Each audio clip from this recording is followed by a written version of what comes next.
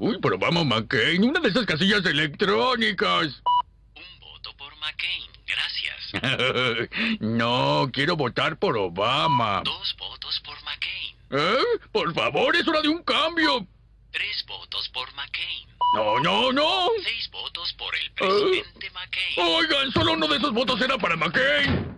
¡Esta máquina está arreglada! La peor semana del gobierno de Mauricio Macri va a terminar mañana. ¿Por qué decimos la peor semana en lo que va de la gestión del presidente de la República? Por varios motivos. El principal de esos motivos es político. La administración política del gobierno de Mauricio Macri, concretamente del Poder Ejecutivo, tuvo su mayor traspié hoy y fue la derrota en el Senado de la Nación con la reforma política, Darío. Sí, también hubo muchos datos negativos de la economía. Muchos economistas que apoyaban al gobierno ya empezaron a soltarle la mano y eso tiene una consecuencia en lo político también, efectivamente. Lo que decía Iván hace un rato y muchas cosas de las cuales se hablaron estos días. Por eso decimos la peor semana de Mauricio Macri, pero para eso hoy vamos a estar hablando con el diputado del Frente Renovador, Felipe Solá, sobre estos temas que efectivamente hicieron que lo político se mueva mucho. Vieron que decían la economía era lo que se esperaba que el gobierno maneje mejor y terminó manejando bien la política. Bueno, esta semana cambió todo. Así es, va a estar Mayra Mendoza también, la diputada del Frente para la Victoria de la Cámpora, concretamente, que es una de las figuras del día por el cruce que protagonizó con Diego Luis Bocio del bloque justicialista. Naturalmente lo llamamos también a Diego Bocio para que esté presente hoy aquí en C5N, pero tuvo otros compromisos, realmente se había comprometido antes con otros colegas.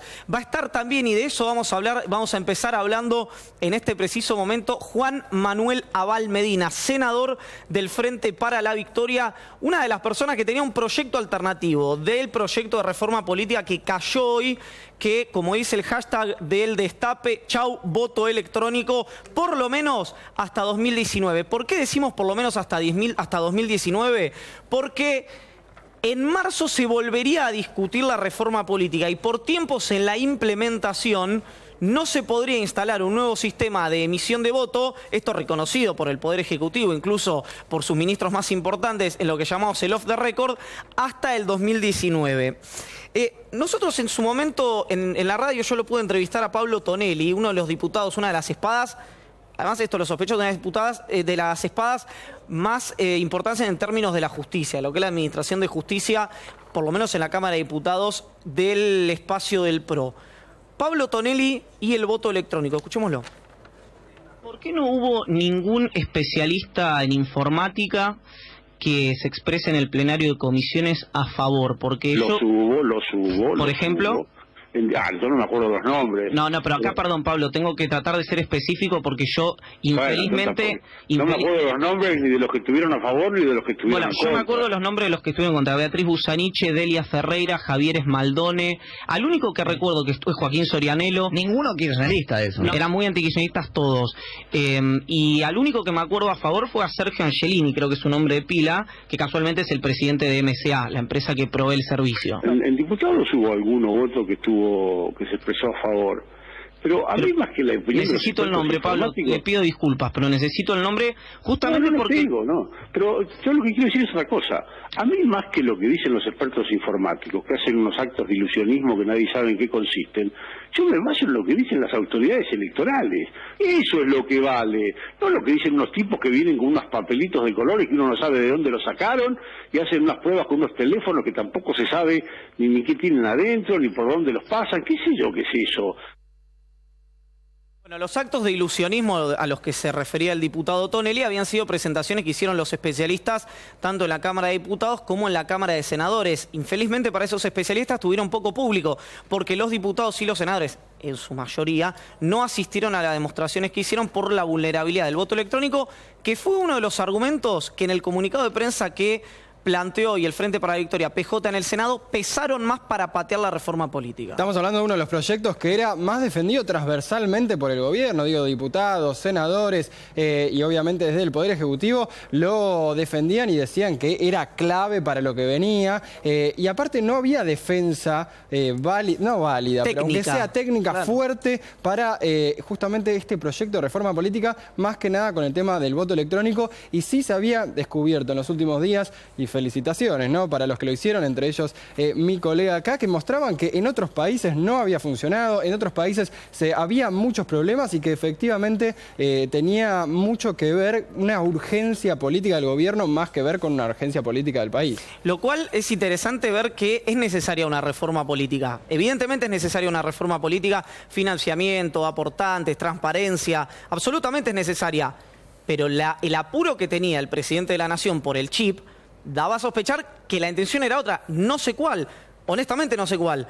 Pero que es necesaria una reforma política y pensar para adelante, no lo discute nadie. Lo que se discutiera, una de las demostraciones técnicas fue de Nicolás Di Ippolito, creo que tiene un máster en informática en Londres, es recibido, entiendo que de la Universidad de Buenos Aires, son investigadores del CONICET los que hicieron esta demostración, y fueron al Senado a demostrarle casualmente a los senadores, obviamente, aunque sea casi una tautología, cómo funcionaba el voto electrónico.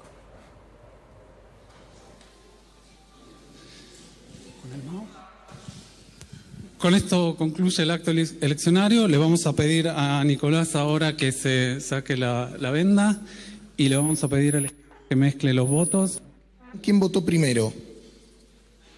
María. Bien, María votó a Patoruzú, ¿cierto? La persona que votó segundo, ¿quién fue? Rosita. Rosita, vos votaste por Clemente, ¿cierto? Lo que pasó fue que ustedes vieron esta boleta, pero lo que no vieron, porque había que saber dónde mirar, era que la boleta tenía unos pequeños puntitos. No sé si notan, acá en la A, ahí en la T, son imperceptibles. De hecho, van a ver que había muchos. Lo gracioso de esto es que había muchos. Nosotros codificamos algunas de las cuestiones del voto que ustedes acaban de hacer en estos pequeños puntos. Mirando esos puntitos, yo rápidamente puedo determinar el orden del voto. Lo único que me faltaría para resolver en algún sentido esta martingala, después les voy a contar un poquito más, es que el fiscal u otra persona tenga el orden en el que votaron las personas. Y después es inmediato la resolución de quién votó a quién. Bueno, ahí estaba la demostración de, otra vez, los especialistas, los técnicos, que en las palabras del diputado Tonelli, con un sacacorchos y con ilusionismo, podían demostrar o hacían unas cosas extrañas. Qué poco oportuna esta urgencia del gobierno, porque también se dio al mismo tiempo que pasó todo en Estados Unidos, donde Donald Trump, tal vez pensando que perdía o demás, empezó a denunciar fraude por el voto electrónico en la previa de las elecciones. De hecho, él cuando fue a votar, en la escuela que él votó en Estados Unidos, no sé si una escuela, pero en el centro de votación, él optó por la boleta de papel. Ahora, ganó Donald Trump y los seguidores de Hillary, en realidad su equipo, está pidiéndole que denuncie fraude por voto electrónico. Y eso ya alcanza para instalar la duda. Sí, pero ya claro, alcanza para instalar la duda, aunque no sabremos si es cierto o si no es cierto, porque básicamente no hay autoridades electorales en Estados Unidos que lo puedan hacer. De hecho, los están haciendo ONG. Vamos a escuchar a Marcos Peña, que uno cree que hacia el final de este periplo, de este viaje que el PRO realizó tratando de instalar la boleta, el voto electrónico en el Senado de la Nación, usó herramientas que terminaron en chicanas como las que vamos a ver y en acusaciones que si vos apoyabas la boleta papel o estabas en contra del voto electrónico eras kirchnerista, ¿no me crees? Mirá.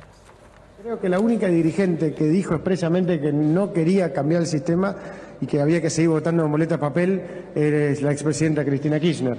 Creo que lo importante es que cada uno exprese claramente la postura. No hay excusas para que este tema no se trate esta semana en el Congreso, en el Senado. La verdad que el debate ha sido largo, ha sido prolongado. Cualquier maniobra de postergar simplemente es validar, sin decirlo, la postura de Cristina Kirchner de que se siga votando con papel. Ahí está, es validar la postura de Cristina Kirchner. Pero aparte, una cosa que él primero dice, la única que se mostró en contra, y después dice, bueno, no hay ninguna excusa para no tratarlo, lo cual son dos cosas distintas. Una cosa es tratarlo y otra cosa es estar en contra. Exactamente. Recordemos, va a estar Felipe Carlos Solá aquí en el Destape, ya está aquí detrás de cámaras para hablar concretamente el proyecto de emergencia social que se acordó de diputados, ganancias, más que se acordó, lo que se pateó para el 6 de diciembre, el rol de Sergio Massa. ¿Va a ser candidato Sergio Massa? Va a estar Mayra Mendoza por la discusión con Diego Bocio. El PJ transformó en una unidad básica el Congreso de la Nación, lo conversamos en un ratito, y Abal Medina sobre este tema. Iván Petrella es funcionario del Ministerio de Cultura de la Nación, si yo mal no recuerdo, es uno de los intelectuales más reconocidos de la Fundación Pensar y del Espacio Pro. Vergüenza, esto es vinculado a la cuestión del diálogo, ¿no? Vinculado a la cuestión del diálogo, se ha planteado como una de las alternativas más saludables que diferenciaban a este gobierno o a la propuesta política de Cambiemos del gobierno kirchnerista. Vergüenza a los políticos que se niegan a transparentar y democratizar el sistema electoral. Vergüenza que se haya caído la reforma política. Vergüenza. Vergüenza. Es vergonzoso los políticos que eligieron no tratar la reforma política. No importa lo que dijeron los especialistas del CONICET, de la UBA, de Transparencia Internacional como Delia Ferreira. Vergüenza.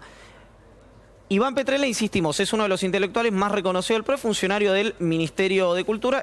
Como verán y como lo habrán notado sin mayores dificultades, es en la red social Twitter. Hubo respuesta de estos por ejemplo, de Beatriz Busaniche y la Fundación Vía Libre, diciendo que una vergüenza era que el gobierno no haya querido escuchar a los especialistas que alertaron a diputados y senadores por la reforma política, concretamente por el voto electrónico. Podemos ver el segundo tuit en una serie de algunos más, no demasiados, que planteó Iván Petrella. Lo único para rescatar de la caída de la reforma política es que queda claro quiénes se oponen a un sistema electoral más transparente.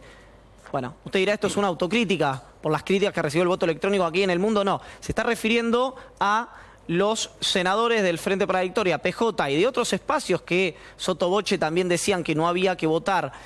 El sistema de emisión de voto, recordemos, que nadie te quiera correr la vara con reforma política, porque todos, me parece que entendemos que es necesaria una reforma política en la Argentina y que está atrasada por el sistema de emisión de voto, por el voto electrónico. Pero la peor semana del gobierno, decíamos hace un rato, porque en lo político, que supuestamente es lo que mejor venía haciendo, teniendo en cuenta con los gobernadores, la relación que tenía Mauricio Macri, había dicho que tenía una gran relación con los gobernadores de las provincias, pero también en economía. Está bien, en economía ya venía medio mal. Ahora, los datos que se conocieron fueron terribles, fueron muy malos, teniendo en cuenta que ya estamos casi en el último, estamos en el último trimestre, pero los datos son casi el último trimestre y admitidos por el propio gobierno. El INDEC fue el que dio un dato muy fuerte hoy de la caída de la actividad en general, no de la industria, no del campo, la caída de actividad en general, 3,7% en septiembre con respecto al año pasado. También hubo una caída con respecto a agosto. La semana de las declaraciones de Roberto Labaña. La semana en la que Roberto Labaña dijo que íbamos a un colapso. Después su hijo Marco Labaña dijo hoy en Futurock que Roberto Labaña le dijo lo mismo a Mauricio Macri en privado y que aparte estamos hablando de una caída que ya estamos en el último trimestre. Ayer veíamos a Orlando Ferreres también hablando de una caída fuerte en octubre. ¿Sabés que Massa dijo algo interesante? Que se va un poco del tema central, pero dijo, me sorprende que el gobierno le haya pedido 6 reuniones secretas a Roberto Labaña y ahora las haga públicas. Claro. ¿No? Sí, Atención, sí, porque ahí hay una cuestión que ya va por el lado del buen gusto. Olvídense de la política, de los análisis, de las asesorías.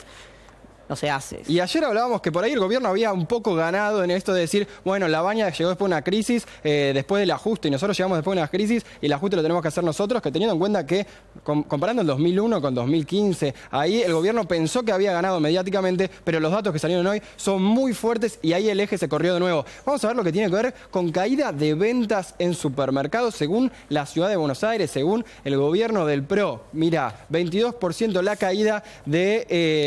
esto es de venta en supermercados de la Ciudad Autónoma de Buenos Aires. Este número es muy fuerte para octubre. También la caída es con respecto a septiembre. Y ahora sí, el dato más fuerte para lo que viene, porque esto es lo que ya vimos, esto es el último trimestre, esto es comparación encima con un mal trimestre del 2015, pero el dato que vemos, y esto es análisis, lo hablaba hoy con Roberto Navarro, para los que lo extrañan, que va a estar obviamente el domingo con una entrevista especial.